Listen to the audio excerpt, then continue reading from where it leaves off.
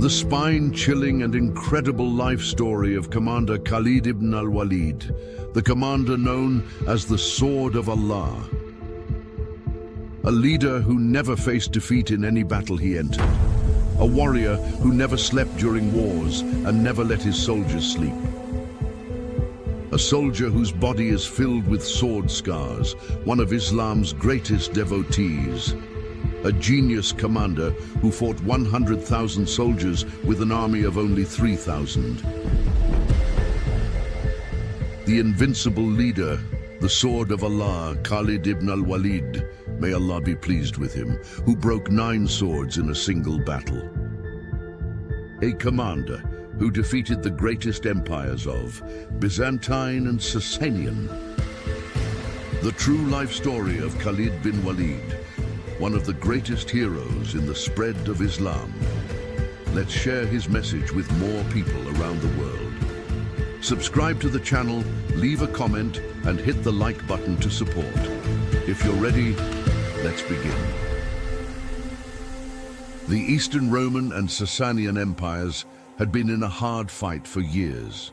While the rest of the world focused on the moves of these two great powers, signs of change were blowing in Arabia, a region mostly unnoticed. This time, swords were drawn not for land or wealth, but for faith.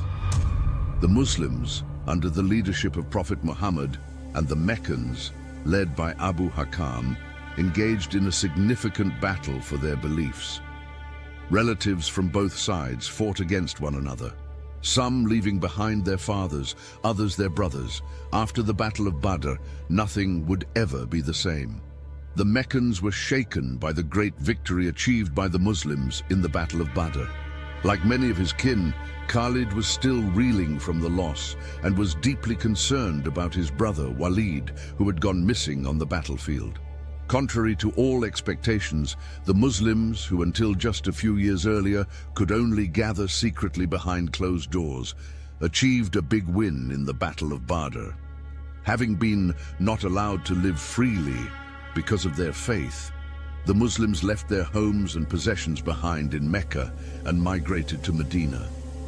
Over the next 2 years, these people who were rebuilding their lives in Medina managed to form an army under the leadership of the Prophet Muhammad. Against all odds, they stood their ground against Abu Hakam, better known in history as Abu Jahl. Halid learned that his brother Walid had been captured by the Muslims and was being held prisoner. Traveling to Medina, Halid paid the ransom to secure his brother's release. However, during his captivity, Walid had come to know the Muslims closely, and faith had already started to grow in his heart. When Halid heard of this, he was deeply shocked. The two brothers would part ways for now. Yes, Halid ibn al-Walid would find himself stuck between Mecca and Medina, between Islam and idolatry, trying to find his way.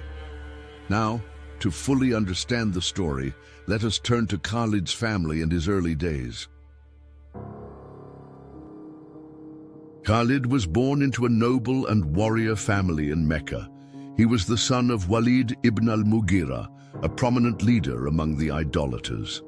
Following the tradition in Mecca, Halid ibn al-Walid, may Allah be pleased with him, was sent to live with a family in the desert after his birth, where he could grow up in a clean and healthy environment. At the age of 5 or 6, he returned to Mecca to live with his family. His father, who placed great importance on his son's upbringing, instilled in him values such as heroism, courage, and generosity, qualities admired by all Arabs. From a young age, Halid was taught to take pride in his noble lineage, which was considered significant among the Arabs.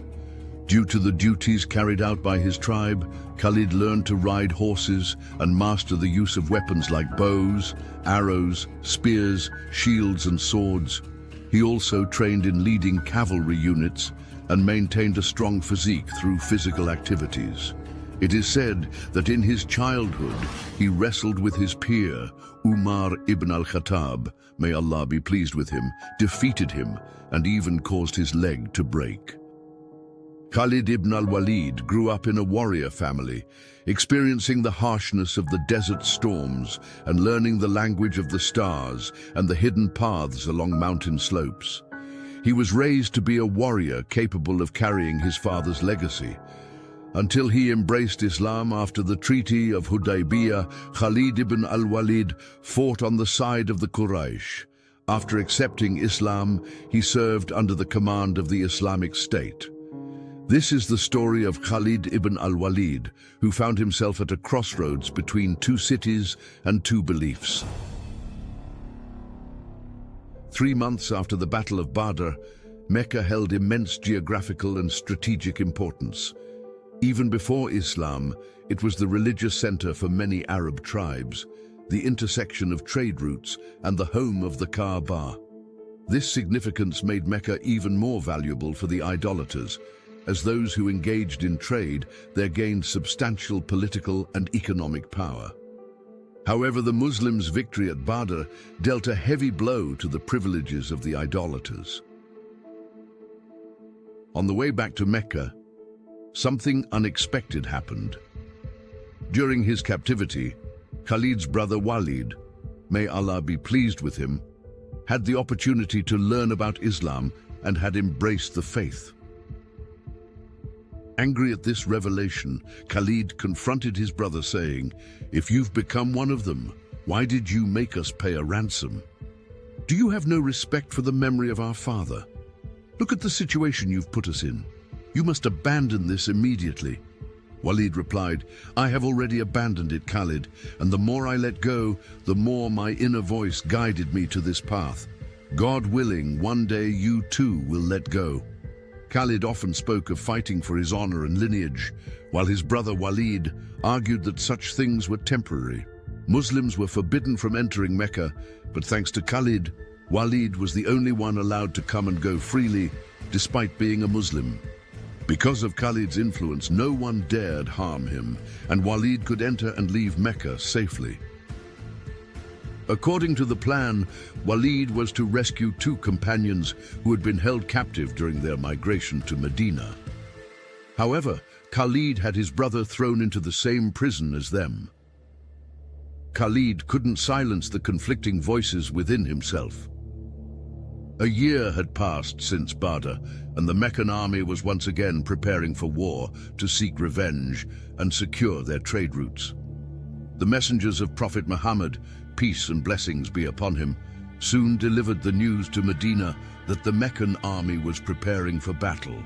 After consulting with his companions, the Prophet, peace and blessings be upon him, decided not to remain defensive, but instead to confront the Meccans at Uhud. At that time, battles in the Arabian Peninsula typically lacked strategic planning. However, Prophet Muhammad, peace and blessings be upon him, introduced a new vision to the region, delivering a decisive lesson to the Meccans at Badr. Yet, Halid, reflecting on his experience at Badr, remarked, "I considered the possibility that they wouldn't be in Mecca. I witnessed their intelligence on the battlefield. Their victory wasn't by chance. They anticipated our moves and defeated us." With this in mind, Halid devised a different strategy. When they arrived at Uhud, the Meccans numbered 3,000, while the Muslims were only 700. However, the Muslims had arrived earlier and positioned their forces strategically, giving them an advantage. The battle began, and Halid left the main army to search for an alternative route. Eventually, he found a path behind Mount Ainain, but Prophet Muhammad, peace and blessings be upon him, having analyzed the area meticulously, had placed archers on the hill to secure the position. Suddenly, the archers appeared from the hill and began striking down Khalid's cavalry, making it clear that this was a trap. At that moment, the same intelligence that had been feared at Badr was once again evident. The battle was turning in favor of the Muslims. However, as the Muslims began rushing to collect spoils of war, the archers abandoned their positions on the hill. Seizing this opportunity, Halid maneuvered his forces around the Muslims' rear and changed the course of the battle. The Muslims were surrounded on both sides, and the focus shifted from fighting to protecting the Prophet. Peace and blessings be upon him. The tide of the battle turned against the Muslims. Wahshi martyred Hamza ibn Abd al-Muttalib, may Allah be pleased with him. Musab ibn Umair, may Allah be pleased with him, was also martyred. And one by one the Muslims began to fall. Their only option now was to retreat. After the battle, something shifted within Halid. Seeing the mistreatment of the bodies of the Muslim martyrs, he said, "I received my brother unharmed, but we cannot even endure their dead." He stared blankly at the aftermath of the battle. Disbelief has not changed, even in this century. The same atrocities inflicted on Muslim martyrs' bodies back then continue today. Yet, from among their ranks, more Khalids will emerge. They too carry merciful souls, and with their conversion to Islam, many things will change.